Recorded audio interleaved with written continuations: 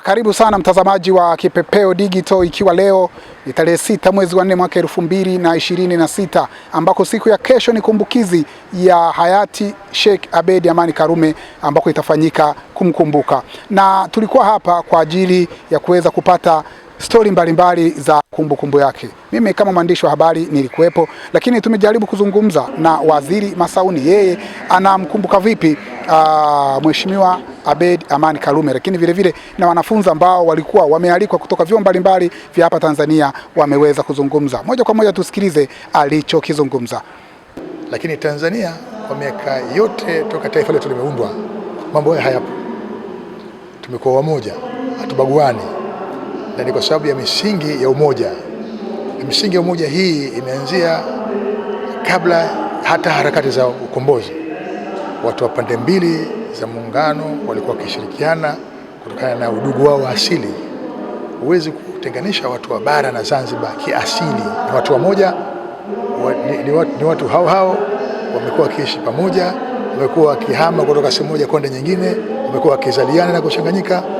Kwa hiyo walichokifanya waasisi hawa ni kurasimisha tu, kutengeneza mipaka ya taifa letu sisi wenyewe, kuirudisha mipaka ya Kiafrika na kukataa mipaka ya kikoloni. Kwa hiyo umoja huo ambao msingi wake mkubwa ni muungano wetu ndio siri ya mafanikio ya usalama na utulivu wa nchi. Kwa hiyo ni dhahiri kabisa tuna kila sababu ya kujivunia, na ushahidi upo yako mataifa ambayo walichezea miungano yao. Hakuna ambaye alichezea muungano na akabaki salama. Mifano iko mingi ya nchi ambazo zipo katika vurugu. Mnashuhudia kinachotokezea Sudan ya Kusini na Sudan Kaskazini. Ilikuwa nchi moja, juzi tu wametengana. Eritrea na Ethiopia, Ukraine na Urusi. Mifano nitakupeni mingi sana hapa ipo. Kwa hiyo haya mambo tunayoona hapa hapo, vijana waelewe kwamba ukiona vimeundwa, vinaelewa wajue vimeundwa. Havijaje wenyewe tu. Ni dhahiri kwamba tuna kila sababu ya kuhakikisha kwamba tunadumisha muungano wetu na umoja wa taifa hili ili tuendelee kubakia na amani, na ndipo mambo mengine yote maendeleo yatafuata. Bila amani hakuna maendeleo. Kwa upande wao, baadhi ya NGOs ambazo zilikuwa zimealikwa nao wameweza kuzungumza. Naitwa Sara Pima, ni mkurugenzi wa asasi ya mazingira na utu inaitwa UDEFO, lakini pia ni katibu wa Green Samia Foundation. Basi tupo hapa katika kuelekea maadhimisho ya Karume Day, na tumeweza kukutana vijana mbalimbali wa kutoka vyuo mbalimbali. Imekuwa wakati mzuri sana kwa sababu wameweza kuelewa mambo aliyofanya hayati Abeid Karume, lakini ni nini kinatakiwa kufanyika. Wameweza kuuliza maswali na kupata ufafanuzi. Lakini kubwa zaidi, tunashukuru ofisi ya makamu wa rais kwa kuandaa kitabu hiki ambacho kitasaidia sana kwa sababu kina maswali na majibu. Kuna watu wengi walikuwa wanauliza, maswali yao yanapatikana huku. Lakini pia ushirikishaji wa vijana ni muhimu kwenye masuala ya muungano, kwenye masuala ambayo yanahusisha viongozi wetu waliopita mbalimbali, lakini tunayo mengi ya kumwenzi ambayo aliyafanya hayati Abeid Amani Karume, ambayo tunatakiwa tuendeleze kuyaenzi. Alitengeneza vitu vingi, kuna mashule, kuna hospitali, kuna michezo. Basi kuna njia mbalimbali ya kuendelea kumwenzi na kuendelea kudumisha mambo mazuri ambayo aliyafanya hayati Abeid Karume. Mimi naishauri kwa sababu utunzaji wa mazingira ni swala la kila mtu. Kila mtu ana wajibu na kila mtu ana jukumu la kutunza na kulinda mazingira. Basi naishauri jamii, kila mtu kwa nafasi yake, kwa sababu mazingira yana nyakati nyingi. Kama sasa hivi unaweza ukaendelea kufanya udhibiti wa taka, unaendelea kufanya kujifunza, lakini kuna fursa mbalimbali ambazo zinatolewa na wizara mbalimbali za kisekta. Hivyo tuendelee kushirikiana na wizara na serikali kuhakikisha tunayatunza, tunayalinda mazingira yetu kwa pamoja.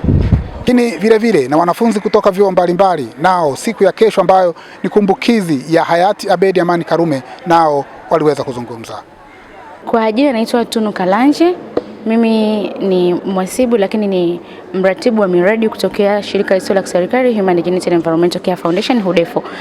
Katika siku hii ambayo tunamwenzi hayati Sheikh Abeid Amani Karume, sisi kama vijana tuna vitu vingi sana vya kujifunza kutoka kwake. Kwanza, kama tunavyojua, yeye alikuwa ni mzalendo na mwenye kupenda maendeleo, lakini ni kiongozi ambaye alikuwa anatanguliza kwanza maslahi ya watu wake badala ya maslahi yake binafsi. Kwao tunajifunza kwamba uzalendo si tu jambo la mtu mmoja, lakini ni jukumu letu sisi sote. Hatuwezi kuwa na nchi ambayo tuna viongozi. Ni raha sana, fikiria mtu mwingine ametoka nchi nyingine, akifika pale Zanzibar lazima awe na passport, kuna procedure nyingi za kufuata, lakini sisi tunaenda bila hizo procedure, wao wanakuja huko bila hizo procedure. Tukiangalia pia amani na mshikamano ambao tulikuwa nao kama Watanganyika na Wazanzibari, kwa ni vitu ambavyo tunashukuru na tunajivunia na tutaendelea kumuenzi sisi kama vijana. Asanteni sana. Kwa jina naitwa Engineer Yohana Matiko Isaac. Kwa siku hii ya kuweza kumuenzi hayati Sheikh Abeid Amani Karume, tunajifunza vitu vingi sana, kwa sababu ni mtu aliyejali maendeleo ya watu, usawa na kuhakikisha kuna kuwepo na msingi wa kuboresha maisha ya watu. Kwa hiyo mimi kama kijana, jambo kubwa nalojifunza ni kwamba unapokuwa umetanguliza watu wako mbele, kiukweli unaacha kumbukumbu bora ambayo ni ya vizazi na vizazi. Ni muda mwingi umepita, lakini leo hii tunaenzi maisha yake bora aliyoshirikiana na hayati Mwalimu Julius Kambarage Nyerere kuleta muungano ambao unatunufaisha kimazingira, kiuchumi, kiutamaduni, vijana wote wa Jamhuri ya Muungano wa Tanzania. Kwa hiyo kwangu mimi nina furaha sana kumwenzi hayati Sheikh Abeid Karume, na nitaendelea kuyaishi maisha yake ya kuleta maisha bora na usawa kwa wananchi wote wa Jamhuri ya Muungano wa Tanzania, pia na Afrika kwa ujumla. Nashukuru sana. Kufikia hapo sina la ziada. Ulikuwa nami naitwa Elijah Felix Beyeza, kipindi kinaitwa Bahasha Mkononi, na hii ni Kipepeo Digital.